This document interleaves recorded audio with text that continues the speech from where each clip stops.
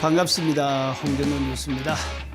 오늘은 해외 선물 투자와 관련해서 일주일 동안 어떻게 하면서 투자 결과와 가정을 만들어 왔는지, 그 일주일 동안 수익의 결과는 또 어떻게 했는지, 이런 것들을 여러분들과 함께 대화해 보는 시간으로 그렇게 갖도록 하겠습니다. 자료들을 한번 보시도록 하죠. 자, 여기를 이렇게 보시면 여기 이제 9월 2일부터 시작해서 9월 8일까지, 그러니까 한 일주일 정도 되죠. 이 사이에 이제 토요일하고 일요일은 행하지 아니하니까 이틀은 빼고 나머지 과정들을 한번 결과와 과정을 설명을 해 보도록 하겠습니다. 자, 여기를 이렇게 보시면 그 5일 동안 한 결과, 그 다음에 하루, 오늘 한 거는 시간이 많지 않기 때문에 제가 나중에 추가로 설명을 드리도록 하고, 오늘 이외에 5일 동안만 설명을 해 보도록 하겠습니다. 보시는 것처럼 한 번도 손실이 나지는 않았죠. 보시는 것처럼 전부 다 뭐가 발생했다? 수익이 발생하였다. 어떤 분들은 어떻게 하면 이렇게 수익을 지속적으로 발생시킬 수 있을까에 대해서 많이 궁금해하고 또 그걸 알기 위해서 노력을 많이 하시죠. 근데 실제로 그 과정에서 얼마나 많은 사람들이 손실을 보았을까, 이제 그런 생각을 하면 한편으로는 과정이기도 하지만 또 마음 아픔이기도 합니다. 가능하면 제가 이제 방송을 통해서 그동안 공부해온 것들을 이제 오픈시키는 이유 중에 하나가, 누구나 겪어야 되던 힘든 과정은 안 겪었으면 좋겠다 하는 이제 그런 바람 때문에 이런 이제 나름대로 투자 노하우를 전달해 드리는 것이니까요. 잘 들으시고 도움되시기를 바랍니다. 자, 그럼 이 금액이 어느 정도 수익인가 하면 5일 동안 한 게 3,500만 원 정도니까요. 요거를 5일 동안 한 거잖아요. 그렇죠? 5일로 나누어 보면 1일 평균 700만 원 정도, 1일 평균 700만 원 정도의 수익을 만들었다고 하면 이건 뭐 이렇게 대단한 수준이 있는 것이죠. 그래서 제가 왜 강의 초반에 이 얘기를 드리는가 하면, 제가 하는 강의의 논리, 그 다음에 여러 가지 노하우를 일단 받아들였으면 좋겠다. 그리고 해보시면서 이 내용의 일부분을 받아들였다고 그래서 모든 것이 해결되는 것은 아닐 것입니다. 그래도 하다 보면 여기에다가 여러분들 나름대로 또 노하우가 있을 거 아니에요. 이런 것들을 거기에다 보태고 또 새로운 걸 만들고 이렇게 노력하시다 보면 또 머지않아 좋은 과정, 전략 이런 것들이 보일 것이라 저는 믿습니다. 자, 일단은 제가 하는 것들을 좀 많이 수용해 주시기를 바라면서, 자, 내용을 한번 보시죠. 제가 항상 얘기를 드립니다만은 700만 원의 수익이 있다고 해서 수익만 있으면 좋은 건 아니다. 물론 이제 수익이 생기면 손실이 없으니까요. 당연히 손실 생기는 것보다는 100번 낫죠. 자, 문제는 과정이 되게 중요하다는 것입니다. 그래서 저는 이렇게 결과가 좋다고 해서 과정이 나쁘면 이 결과를 그렇게 좋은 거라고 얘기하지는 않습니다. 자, 결론은 결과도 좋아야 되겠죠. 뭐도 좋아야 된다? 과정도 좋아야 된다. 이 두 가지를 가지고 이분이 어느 정도 실력이 있는지 이런 것들을 평가하는 것이 객관적이다, 이렇게 이제 얘기할 수 있을 것 같습니다. 자, 다시 보시죠. 이게 이제 9월 2일 날 한 건데요. 보시는 것처럼 전부 다 이익이 발생한 거죠. 이게 붉은색은 손실이 아닙니다. 이건 뭐라고? 이익이 발생했다는 것을 얘기합니다. 자, 그 다음 장을 한번 제가 볼게요. 여기도 보시면 두 번째 장도 전부 다 수익이 발생하고 있습니다. 다시 한번 보겠습니다. 요건 3일 날입니다. 3일 날도 770만 원의 수익을 발생합니다. 다시 가정을 한번 보시겠습니다. 자, 첫 번째 페이지는 전부 다 수익이 났습니다. 두 번째 페이지를 이제 잠깐 보시면 다 보면 수익이 발생했는데 여기에 이렇게 보면 5계약을 들어갔는데요. 5계약을 들어갔는데 자, 여기에만 손실이 발생합니다. 그런데 이제 손실이 발생해도 걱정할 필요는 없습니다. 왜 그런가 하면 이런 걸 할 때 잘하려고 하면 이런 거죠. 이걸 낼 때는 이렇게 홍콩 달러입니다. 이거는 1,000, 2,000 이렇게 1,000달러, 2,000달러의 수익을 냈다면 손실을 낼 때는 100달러 정도로 나니까 즉, 자 보시는 것처럼 수익은 어떻게? 크게. 자, 손실은 적게. 요게 이제 방법이죠. 그래서 들어갔을 때 뭔가 잘못 들어갔다 이런 생각이 들면 바로 빠져나오는 것이 손절매하고 빠져나오는 것이 가장 바람직하다 이런 얘기를 드리고 싶습니다. 그 다음에 좀 이따가 제가 이제 겹쳐서 설명을 드리겠습니다만은 여길 이렇게 보시면 요거는 이제 홍콩 달러니까요. 요거는 이제 항생을 한 겁니다. 항생. 홍콩 항생 지수. 요걸 이제 투자 대상으로 삼은 거잖아요.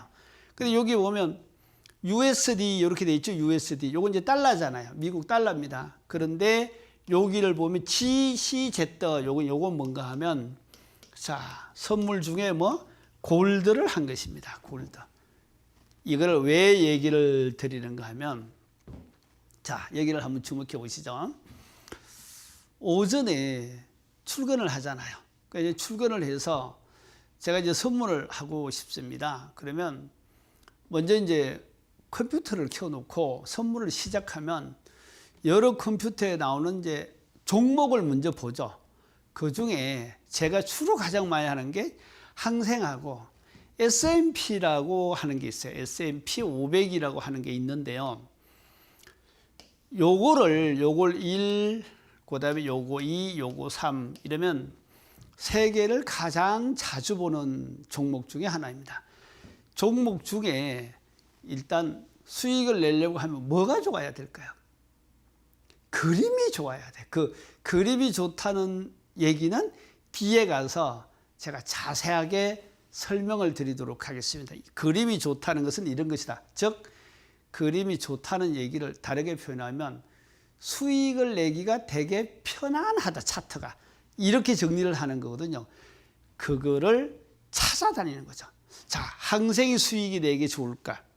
골드가 좋을까? S&P가 좋을까? 중에 나는 선택을 하는 거죠. 이제 여기서 내 마음에 드는 것을 이렇게 선택을 하는 거죠. 그래서 그 중에 가장 좋은 걸 선택해서 이제 수익을 내는 것. 이게 이제 가장 바람직한 투자 전략 중에 하나입니다. 좀 이따 제가 자세하게 설명을 다시 한번 요 분야는 드리도록 하겠습니다. 그래서 지금 보시는 것처럼 홍콩 항생 하나만 있는 게 아니라 어느 때는 골드도 나오고 어느 때는 S&P도 나오고 어느 때는 크루드 오일도 나오고 뭐 이렇게 이제 다양한 게 나오게 되는 것입니다. 그 다음 장은 수익만 다 냈죠. 자, 다시 보겠습니다. 4일날 400만 원의 수익을 냈는데 뭐 이렇게 수익을 내고 있습니다. 여기도 한 번 정도 이렇게 손해를 본 적은 있습니다. 자, 다시 보시죠. 7일 날은 200만 원 정도 뭐 이렇게 내는데 700만 원 뭐 이렇게 내는 거에 비하면 200만 원 하면 수익이 되게 적은 것 같죠. 그러나 결코 적은 수입은 아닙니다. 다시 보시죠. 가정 보면 이렇습니다. 다 수익을 냈죠. 뭐 손해를 이렇게 잠깐 이렇게 내고 저도 이런 적이 있습니다. 자, 다시 보시죠. 그 다음에 한 500 정도의 수입을 냅니다. 자, 요거는 손실을 보지 않고 이렇게 전부 다 이익을 내는 쪽으로 자, 요까지 전부 다 이익을 내는 쪽으로 이렇게 갑니다. 그러면 제가 여기서 자, 주목해 보시죠.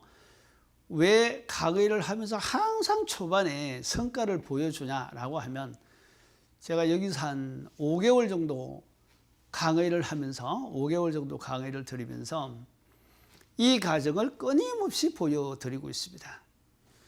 볼 때마다 항상 수익을 내는 모습을 보여드리잖아요. 어떤 얘기를 드리고 싶은 걸까요? 첫 번째,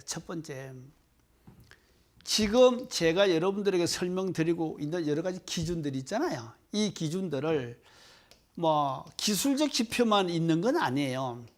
어떻든 기술적 지표를 어떤 것들을 선택하고 있는지, 이게 제가 여러분들한테 설명하고 있는 거 보면 한 10개 정도 설명을 하고 있거든요. 이 기술적 지표를 10개를 선택을 해서 각 기술적 지표를 어떤 용도로 사용하고 있는지, 즉 기술적 지표의 용도, 즉 목적이 명확해야 되거든요. 이렇게 이 부분을 잘 참고해 달라고 하는 것입니다. 그래서 이런 걸 참고로 해서 저 홍 교수가 이러이러하게 활용을 하더라, 그러니까 나도 그렇게 한번 해보겠다, 그리고 한번 해보시라는 거. 그런데 제가 지금 강의를 해드리면서 지면의 제한, 그 다음에 입체적이지 않잖아요. 그래서 모든 것을 다 이 화면에 보여드리지는 못하고 있습니다. 그런 거 참고하셔서 잘 연구하시다 보면 좋은 결과, 전략들이 저는 나올 것이다 라고 생각을 합니다. 그러면 제가 지금부터 이제 한번 여기를 보시죠. 자, 해외 선물을 투자를 할 때 어떤 같은 게 필요할까?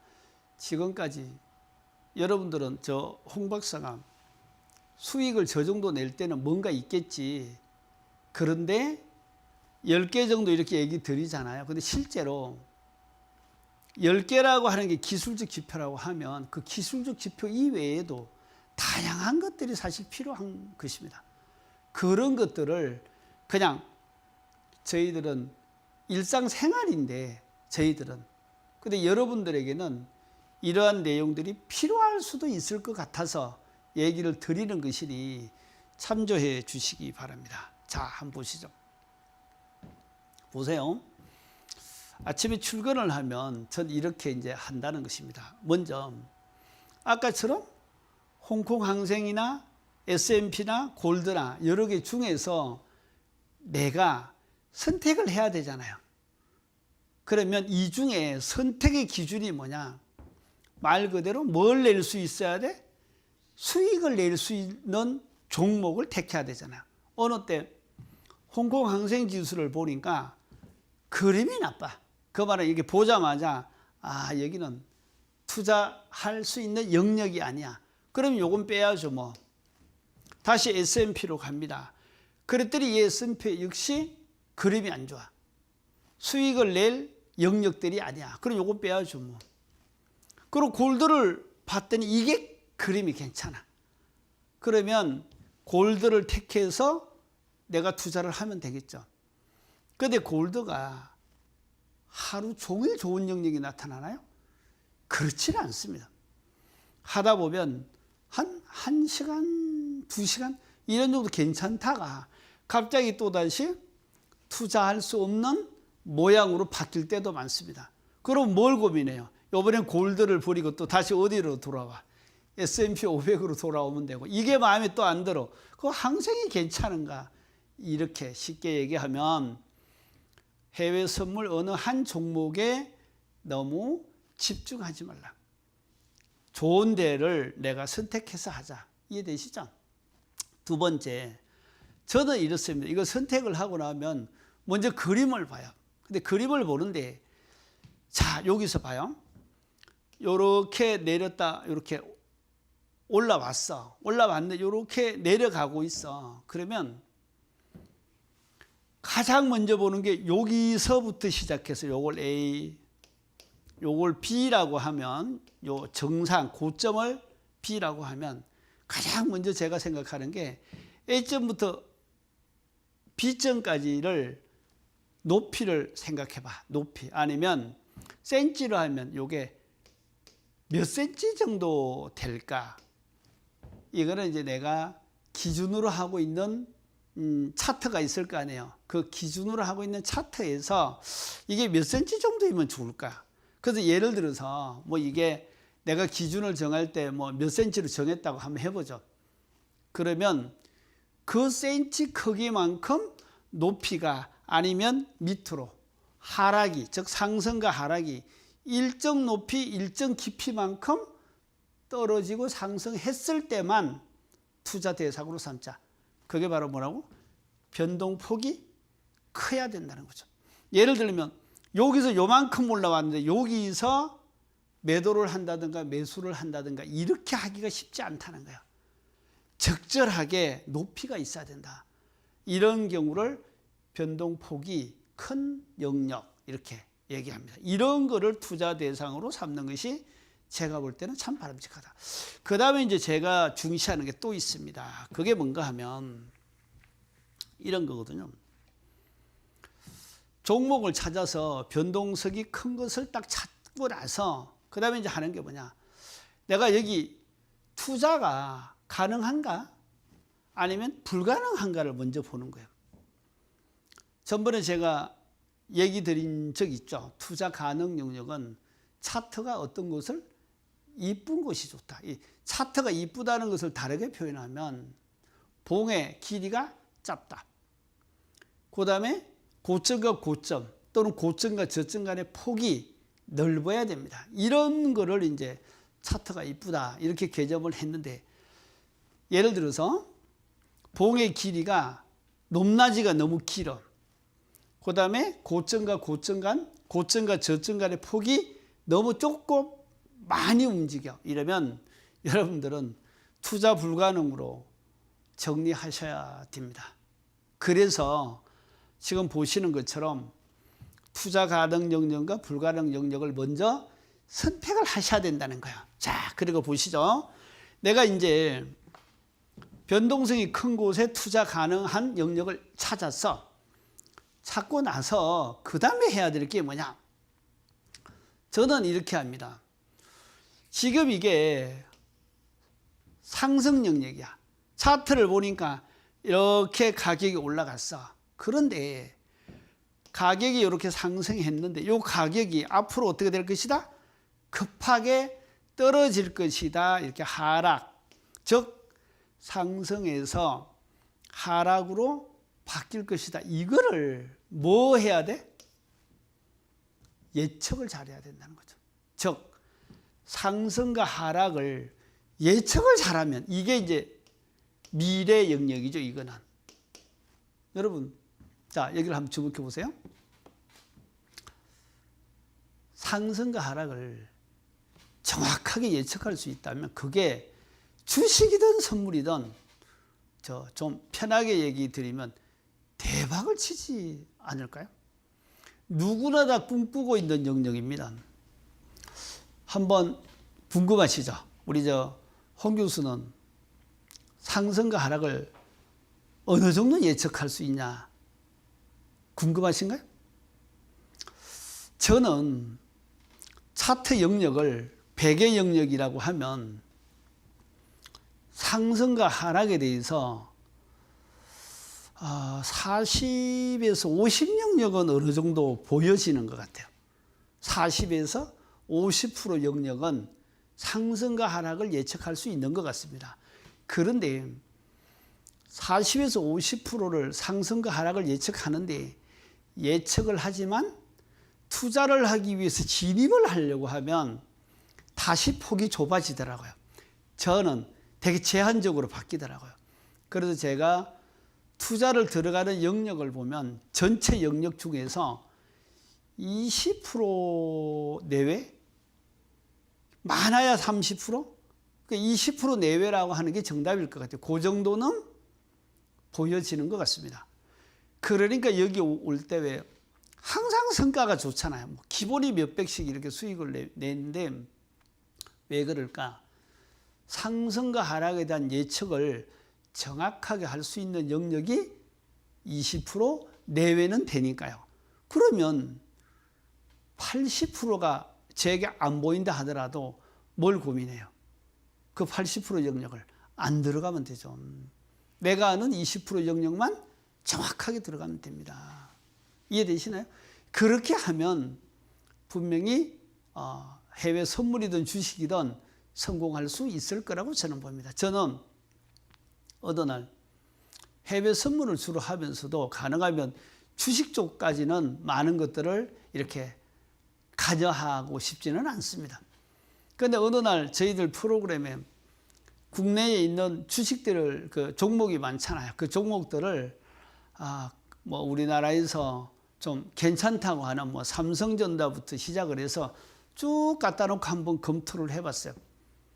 그런데 항생 즉 해외 선물에 비하면 그 노력, 정렬 이거에 30% 정도를 안 해도 노력을 안 해도 너무 많이 보여진다는 생각이 저는 들더라고요. 근데 주식은 지금 사놓고 그날 당장 하루 기다리면 이렇게 뭐 몇십만 원, 뭐 몇백만 원 이렇게 되는 것도 있기를 하더라고요. 근데 그거보다 이제 항생에 너무 매력에 제가 빠져 있는 거예요. 이거는 금방 하면 한 20분? 여러분 20분에서 2, 300 벌기가 무서울 것 같죠? 어렵다는 느낌이 들 수 있으나 해보면 저에게는 어느 때 너무 빠른 시간 내에 정리가 되는 모습을 봅니다. 그건 제가 실력이 있어서가 아니라 짧은 시간에 수백만 원씩 버는 영역들이 존재하잖아요. 그 영역을 잘 들어가면 짧은 시간에 많은 수익을 올리기도 합니다. 그래서 어떻든 여러 가지 중요한 것 중에서 상승 하락을 정확하게 예측하는 것만큼 사실 중요한 게 없습니다. 이런 것들 이제 잘 해야 되겠죠. 그리고 이제 제가 하는 게 뭐냐? 상승과 하락을 어느 정도 예측하면 앞으로 내려갈 것이다 라고 이제 판단이 들면 내려가는 지점이 오잖아요. 지금부터 내려갈 거 맞아요. 지금부터 들어갈 수는 없잖아요. 좀 더 내려가서 들어가? 아니면 조금 더 내려가서 들어가? 이때까지 저는 하염없이 기다립니다. 그래서 제가 뭐라고 하나? 자, 수익 발생의 요건이 뭐 할 때까지? 충족될 때까지 뭐 하라고요? 기다려야 됩니다. 기다리다 보면 드디어 좋은 시점이 와. 그게 바로 투자 시점, 그러니까 이제 진입 시점이죠. 주식으로 하면 매수 시점이 되는 것이고, 그렇죠? 예. 해외 선물로 하면 이제 매수, 매도 이걸 이제 진입으로 얘기하니까요. 진입 시점을 잡으면 되죠. 그리고 진입 시점은 저는 항상 조금은 이제 늦게 잡는 편인데, 저도 이제 이 공부를 하다 보면 가장 적정한 진입 시점을 언제 잡아야 될까? 이게 더 공부하고 싶고 더 정밀하게 접근하고 싶고 하는 영역이기도 합니다. 그런데 이제 청산은 가능하면 조금 빠르게 나오자 합니다. 저는. 그래서 너무 많이 이익을 내는 것보다 적절하게 이익을 내고 빠지고 나타나는 것을 관망하는 것이 훨씬 마음이 편할 때가 있습니다. 이런 것들을 기본으로 합니다. 그러면 아침에 이제 사무실에 출근을 해서 컴퓨터를 틀어놓고 이런 거를 이제 쭉 다 보는 거죠. 보고 나서 이제 실제로 하겠죠? 제가 하는 모습을 보여드리도록 하겠습니다. 이런 거를 어느 때는 이제 동영상으로 좀 촬영을 해서 실제로 제가 하고 있는 거를 여러분들에게 이렇게 다 보여주고 싶은 생각들이 있는데, 이게 뭐 또 회사 기밀 부분도 많고, 저희들이 사용하고 있는 이제 컴퓨터에 많은 이제 자료들이 있을 거 아니겠습니까? 그래서 이제 제한이 좀 있기는 합니다. 자, 한번 보시죠. 지금까지 필요사항들을 봤는데 이 필요사항을 실제 제가 하고 있는 사례를 여러분들한테 보여드리도록 하겠습니다. 자, 한번 보시죠. 요게요, 이제 아침에 사무실에 왔습니다. 컴퓨터를 드디어 켰습니다. 켰더니 가장 먼저 이제 항생지수부터 S&P, 크루드 오일, 골드 뭐 이런 자료를 얼른 봤습니다. 근데 이 보는데 뭐 시간이 오래 걸리는 건 아닙니다. 왜냐하면 어제까지도 저희들 늘상 해왔으니까 어제까지 차트는 다 봤을 거 아닙니까? 그래서 이제 보는 건 뭐냐? 밤새 일어난 걸 보는 거죠. 밤에는 저희들은 잤을 테니까. 그래서 이제 밤에 일어난 걸 이제 보는 거예요. 봤습니다. 항생은 몇 시부터 시작하냐? 그러면 보통 10시 30분 정도 돼야 이제 시작을 주로 하죠. 근데 이제 실제로 화면이 움직이는 것은 10시 20분 정도면 화면이 움직이기 시작합니다. 제가 오니까 다른 것 중에 항생이 이제 눈에 띄었어요. 항생이 눈에 띄었는데 항생을 이렇게 보자마자 참 좋은 기회가 왔다라는 생각을 했는데, 그러면 그 참 좋은 기회라고 하는 것이 뭘까 궁금하시죠? 이런 거거든요. 여기서 이렇게 상승을 했는데 여기 이렇게 떨어졌잖아요. 이게 이제 다이버전스라고 하는 논리잖아요. 그리고 이만큼 떨어졌습니다. 여기까지는 어제였다는 거죠. 아니면 오늘 새벽이죠. 저는 잠자고 아침에 눈을 떠야 오늘이라는 표현을 쓰니까 눈 뜨기 전에 일어난 일들이에요. 그게 지나간 거잖아요. 제가 필요한 것은 어디부터냐? 눈을 뜨고 나는 아침부터니까 사무실에 9시 30분에 도착했다면 9시 30분 이후죠. 봤습니다.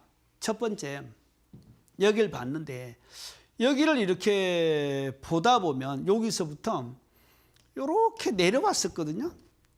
그런데 요게 이제 다 안 보입니다만 여기는 반대로 이렇게 올라가더라는 거죠. 그러면 앞으로 올라갈 수 있겠는데 이제 이런 느낌이 이제 하나 왔고요.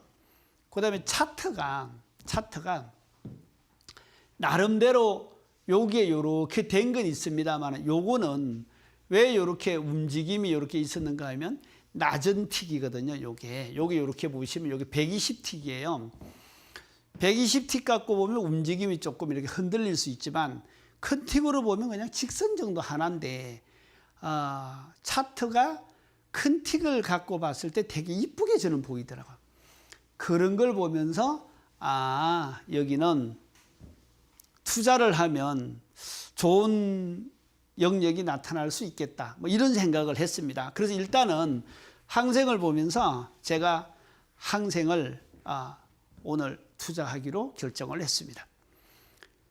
그래도 여기 보면 시작한 게 22분부터 32분 요 끝나는 요 지점까지가 아마 38분인가 걸려서 전부 다 합친 건 16분 정도 걸렸을 거예요. 제 기억에는 그렇습니다. 뒤에 제가 자세하게 설명을 해놨으니까요. 그때 한번 다시 보시도록 하죠. 자, 한 16분 정도 투자를 했는데 다시 한번 보죠. 제가 여기 보시는 것처럼 이제 이렇게 올라와서 이만큼 내려왔잖아요. 그러면 변동폭이 어때요? 좀 크죠. 제가 생각하는 변동폭 그 기준보다는 많이 큰 편이었습니다. 즉 많이 내려왔죠. 그 많이 내려왔다는 것은 제가 이제 이걸 접한 거는 여기서부터 접한 거잖아요. 요건 이제 미래였잖아요. 미래. 아직 모르는 영역이죠. 근데 이제 떨어진 게 많았으니까 여기서 올라가는 건 역시 상승 역시 클 것이다. 이렇게 이제 예측을 한 거죠. 그래서 자, 결론은 지나간 걸 보고 미래를 생각해 보는 거죠. 일단은 오르고 내리는 폭이 컸으므로 앞으로 올라가는 상승의 폭도 어느 정도 있을 것이다. 이렇게 이제 예측한 거죠. 다시 보세요. 이거는 아까 이제 틱을 조금 큰 틱으로 본 거예요. 그랬더니 자, 차트가 이뻐요, 안 이뻐요? 차트가 이쁘잖아요. 제가 차트 안 이쁜 거는 이게 이제 뭐 이렇게 흔들면서 가는 이런 게 이제 차트가 안 이쁜 건데 보시는 것처럼 일단 차트의 봉이 짧고 그 다음에 저점과 고점, 이 저점과 고점의 폭이 넓죠. 이런 걸 이제 차트가 이쁘다고 하는데 여기서 보면 이만큼 내려왔잖아요. 그렇죠? 예. 그래서 이게 차트가 제가 이제 이뻐서 차트가 이쁘면 그동안 제가 설명해 왔죠. 차트가 이뻐야 결론 뭐가 가능하다? 투자가 가능한 영역이다. 이렇게 정리하지 않았습니까? 그래서 차트가 너무 이뻤다는 거죠. 다시 한번 보세요. 여기를 보면 실제로 이제 투자를 한 영역은 이걸 아주 확대해서 설명을 드리겠습니다만은 요 영역하고 요 영역이거든요. 이게 이제 매수를 이제 제가 들어간 건데 고전에 여기를 이렇게 보면서 요게 이제 뭐 자세한 얘기는 이 부분은 설명하지 않겠습니다. 다만 내가 투자를 하려고 하면 확실한 자기 기준이 있어야 돼요. 자기가 보는 기본 차트가 있을 거 아니에요. 이 기본 차트에서 기준을 명확하게 정해야 돼. 여기에서 이걸 계속 보시다 보면 어떤 게 생기는가 하면 이 기본 차트에서 그래 5cm 정도 되는 걸 나는 투자하기로 했어. 아니면 뭐 3cm만 되면 난 투자를 할래. 이런 기준을 자기가 정하라는 거예요.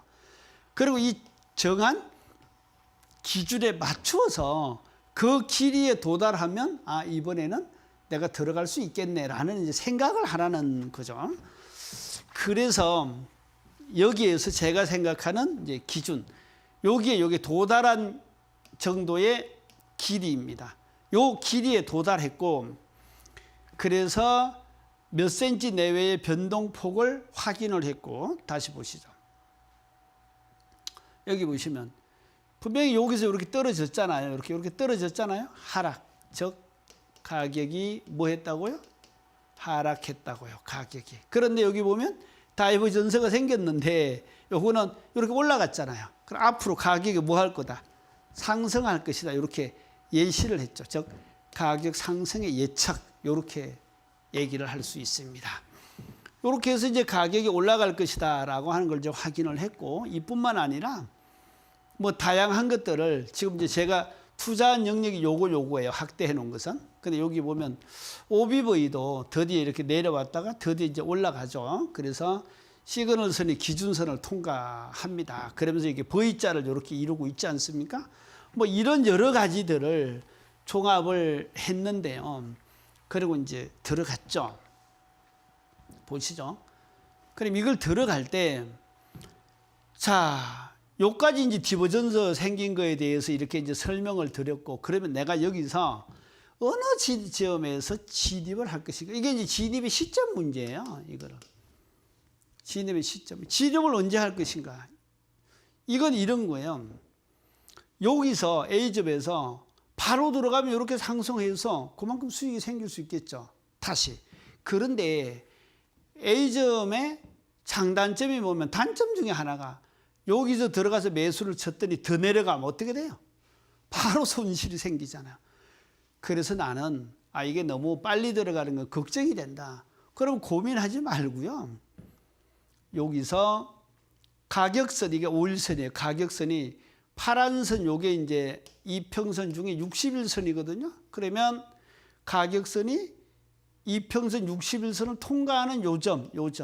여기서 나는 진입을 할래. 이러면 수익은 요만큼은 포함이 안 되겠죠. 수익은 좀 줄어들었지만 안전되잖아요. 즉 이동평균선 60일선을 드디어 통과를 하게 되면 이 60일선이 내 편이 돼. 내 편이. 그걸 이제 지지를 받는다. 이렇게. 즉 60일선의 지지를 받아서 60일선을 누구 편으로 끌어들여?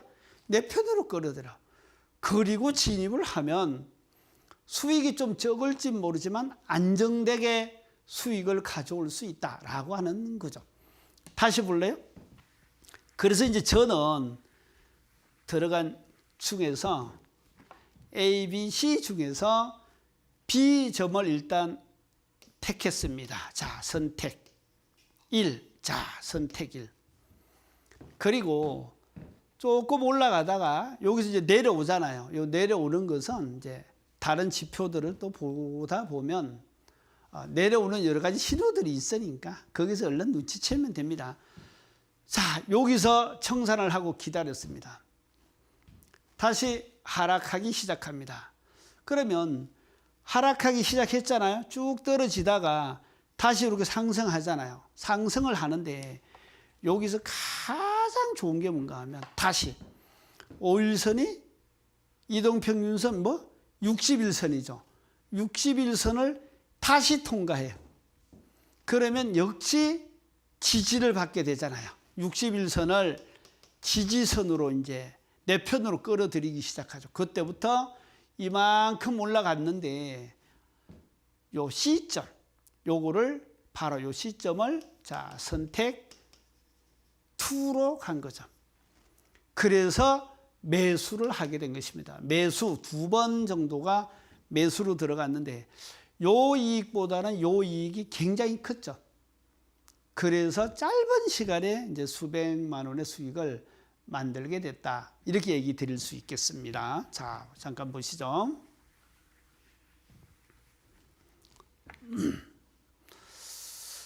그 다음에 이제 청산의 시점이 있는데, 이 부분은 나중에 시간이 되면 또 자세하게 한번 설명을 드리도록 하고, 어떻든 이 끝까지 가는 것보다 어느 적정한 점에서 빠져나오는 게 제가 청산은 한 템포 빠르게 나오자. 그래서 그 얘기를 잠깐 드리는 걸로 대신하고요. 보시죠. 제가 오늘은 이게 9월 9일이에요. 오늘 9월 9일입니다. 지금 강의하고 있는 이 시간이. 10시 20분부터 36분까지를 보면서 제가 실제 투자한 시간은 16분 한 것입니다. 16분. 긴 시간 아니죠. 그러면 여러분 하루에 딱 16분을 투자해서 얼마 정도 수익을 올렸으면 좋겠습니까? 얼마 정도로 만족하시고 싶으세요? 어떤 분들은 또 이렇게 다다익선이라고 많은 거를 또 욕심을 부릴 수 있겠습니다만은 항상 욕심은 살다 보면 불행을 부르는 것 같습니다. 그냥 적절하게 수익이 나면 빠져나와서 쉬시는 게 오히려 현명하지 않을까 이런 생각을 하는데 제가 그 과정을 잠깐 보여드리도록 하겠습니다. 보시죠. 16분에서 제가 낸 수익이 363만 원. 자, 제가 몇 분 했다고요?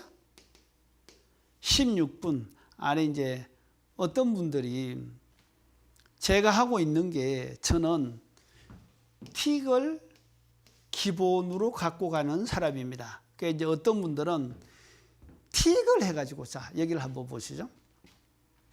어떤 분들은 이제 이런 얘기를 합니다. 틱을 해가지고 돈을 많이 벌 수 있나? 수익을 많이 내는 게 그게 말이 되냐? 그래서 이제 1분 틱, 5분 틱, 10분 틱, 이렇게 크게 하시는 분도 많으셔요. 나름대로 장단점이 분명하게 있습니다.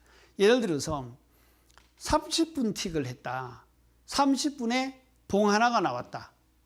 이러면 30분 동안 움직이는 것을 보는 게 어렵죠. 그 얘기 뭔가 하면 구체적인 내용을 알 길이 없다는 것입니다. 다만 큰 범위에서 그 말은 수익을 낼 때 많이 낼 수 있는데 하루에 저희들이 하루 종일 이런 거 하지는 않습니다. 교육도 할래 뭐도 할래 이제 이게 너무 바쁜데 하루에 제가 움직일 수 있는 시간은 2-3시간 정도 2-3시간을 하는데 만약에 10분 틱을 놓고 한다고 하면 10분 차트를 놨다. 10분 차트. 그럼 10분에 한 봉 나와. 그리고 1시간에 봉 6개 나와. 그 2시간이면 12개 나와요. 12개 갖고 어떻게 알 수가 있죠? 안 된다는 것입니다. 그래서 이런 것 같아요. 틱으로 하는 거와 분으로 하는 것은 저는 의미가 없다고 정리를 합니다. 왜냐하면 틱수를 1000틱, 2000틱 이렇게 늘리면 분이 1분에서 2분이 되고 2분이 4분이 되고 이게 늘어난다는 거죠. 그래서 분으로 하는 게 맞다, 틱으로 하는 게 맞다 이런 것은 잘못된 논쟁이다. 자, 틱을 작은 걸 갖고 하면 구체적인 게 보이지만 큰 것들이 안 보이잖아요. 그러면 큰 틱을 놓고 하면 되겠죠. 큰 틱을 놓고 하니까 또 이런 단점이 있다. 그럼 보완하는 프로그램을 만들면 되겠죠. 그거는 각자 자신에게 맞는 옷을 갈아입으면 되는 것입니다. 그래서 틱이나 분이나 이런 거에 대한 논쟁은 의미가 없다. 그걸 따지시는 분들은 잘못됐다라고 이제 저는 정리를 합니다. 보시는 것처럼 제가 틱을 놓고 가지만 아까 하루에 5일 동안 나누어 놓은 게 700몇만 원의 수익을 냈습니다. 여러분 틱을 갖고 하는데 분을 갖고 오래 하시는 분이라고 그래서 하루에 700만 원 수익을 내는 게 가능할까요? 그렇지는 않다고 봅니다. 그러니까 의미 없는 논쟁을 가지고 너무 이렇게 정열을 낭비하시는 것보다 오히려 큰 틱과 작은 틱의 장단점을 파악해서 그거를 잘 활용하면 정말로 좋은 정답을 찾아갈 수도 있거든요. 예, 그런 거를 노력을 좀 많이 하셨으면 좋겠다. 자, 어떻든 지금 이제 제가 보여드린 것처럼 요렇게 해서 아침 16분 동안에 이제 약 63만 원의 수익을 낸 거를 이제 보여드렸는데요. 지금부터 오늘이 9월 9일이잖아요. 제가 9월 8일 한 거를 두 영역, A 영역과 B 영역으로 나누어서 여러분들에게 강의를 한 번 더 해드리도록 하죠. 자, 뭐 오늘 9월 9일 날 한 거 보면 전부 다 수익만 냈죠. 예, 괜찮죠? 예, 이렇습니다. 자, 그럼 제가 지금부터 요건 이제 9월 8일 날이니까 어제 거예요. 어제 거를 A 영역과 B 영역으로 나누어서 여러분들에게 설명을 해드릴 테니까 한번 잘 들어보시죠. 자, 9월 8일 날 수익 낸 게 541만 원. 자, 요게 이제 수입을 낸 것입니다. 자, 어떻게 이런 수입들이 나왔는가? 이거는 지금부터는 기술적 지표를 갖고 주로 설명을 할게요. 아까는 기술적 지표가 일부 포함됐습니다만은 전체를 보는 이제 시야를 통해서 수익을 내는 방법에 대한 설명을 드렸다면 지금부터는 기술적 지표를 어떻게 활용하는지 이 부분에 대한 설명을 드리도록 하죠. 보시죠. 제가 들어간 영역은 A 영역하고 B 영역입니다. 자, 네모칸으로 표시하면 이렇게 되겠습니다. 요 영역. 제가 A 영역부터 먼저 설명을 한번 드려보도록 하죠. A 영역을 왜 제가 들어갔을까? 자, 첫 번째. 여기를 이렇게 보니까 행보로 갔어. 옆으로. 즉, 이렇게 행보로 옆으로 갔는데 갑자기 기술적 지표에서는 아니에요. 이건 떨어집니다. 라고 알려 줍니다. 즉, 다이버전스는 뭐라고 했는가 하면 이 부분은 앞으로 어떻게 될 거라고 하락할 것이다. 저에게 예시해 주었습니다. 결과는 어떻게 된다? 이만큼 떨어졌지 않았습니까? 그렇죠? 결과와 예측은 정확하게 맞았다는 것입니다. 두 번째 이제 어떤 게 있는가 하면 자, 여기를 한번 보시죠.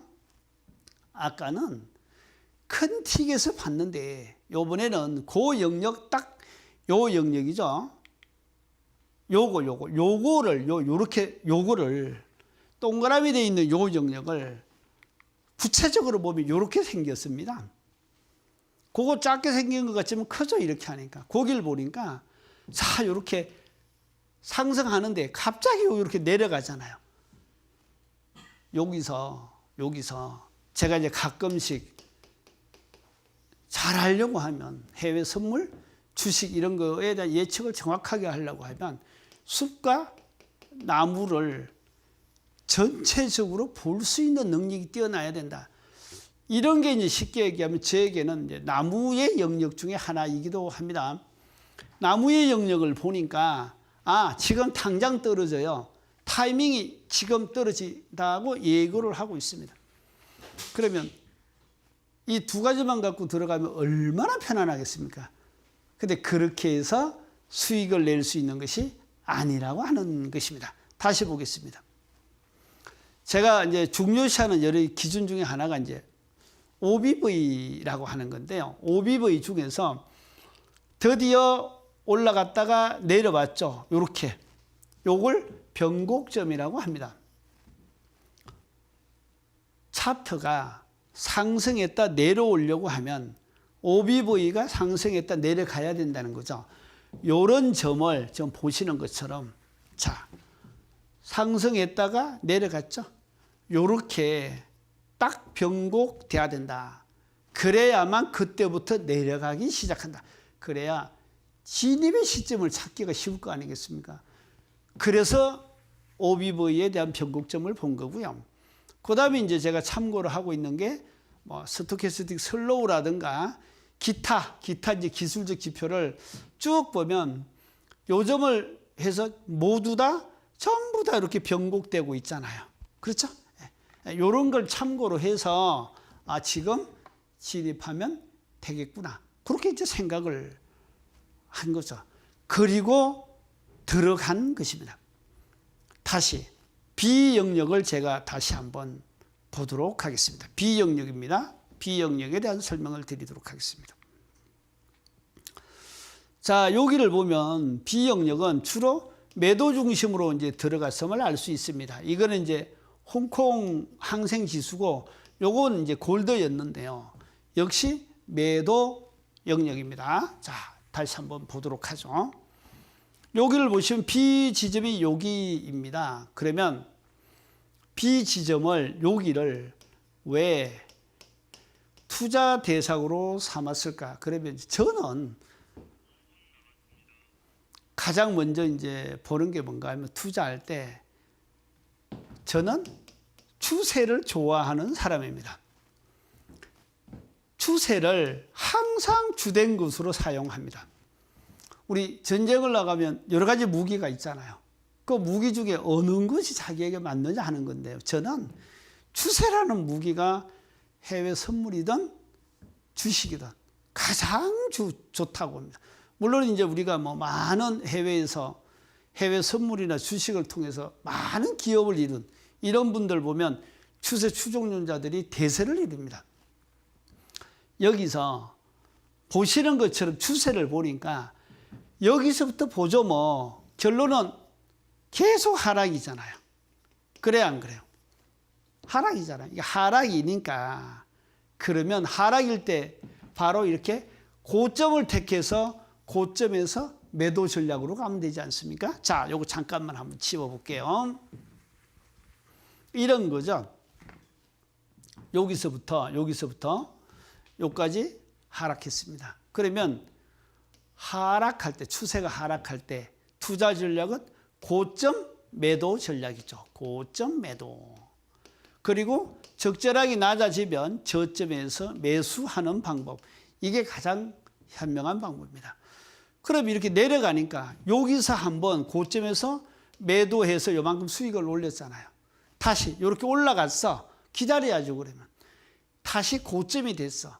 그러면 여기에 다시 내려갈 것이다 라는 기술적 지표들의 많은 징조가 나타납니다. 그거를 종합해야죠. 종합해서 그때부터 매도를 치면 되죠. 그래서 추세를 따라서 자, B 지점을 들어가기로 한 것이고요. 다시 한번 보시죠. 그 다음에 이제 요 초록 색깔 있죠? 요게 바로 이동평균선의 60일선이라고 그랬잖아요. 제가 이동평균선의 60일선을 되게 중요시 하는데요. 많은 분들이